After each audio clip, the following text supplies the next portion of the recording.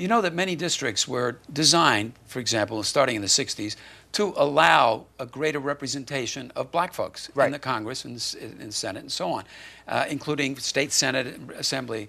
It would seem from the demographics right now that if anybody should be the congressman from that district, it should be a Latino. Why not? Well, if there was a Latino that was, I don't want to say qualified, but that was interested in doing this, this is a hard, very, very difficult thing to do.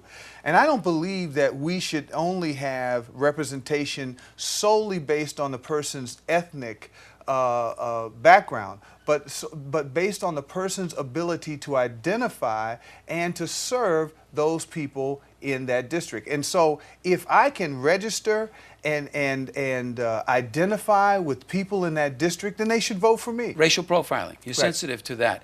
Are you in favor then of putting an immediate halt to the stop and frisk policies in New York City, in which an estimated 600 and some odd thousand, the police department now admits, of mainly minority youth are stopped and frisked by the police?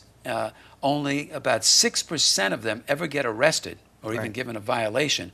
And yet, those who are not arrested, the 90 or 80 something percent, or over 90% that aren't arrested as a result of the stop and frisk, their information goes into a database by the police department.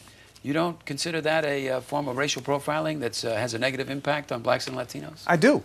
Would you call for an immediate end to that? I would absolutely call for an immediate end, but not just an immediate end. I would call for an immediate investigation. In other words, as those policemen, because in our present climate, terrorism, et cetera, we do need to be sensitive to the fact that criminals, people who might mean us harm, may need to be stopped and searched and frisked and so forth. But that should carry the implications, because you infringe on a person's rights, a person's liberties when you do that. And so if a police officer has reason to infringe upon a person's rights, we have a reason to know why they did that. And so a report needs to be written up as to exactly why that person was stopped, and that data needs to become part of the public record so that that information is known. So, in other words, yes, we will cut way down on the stop and frisk policies if it is known by every citizen that if you are stopped, if you are frisked, then they have to give you a report, they have to give you a reason as to why you were stopped and frisked, and you can have redress if that was seen to be, somehow, it was without reason.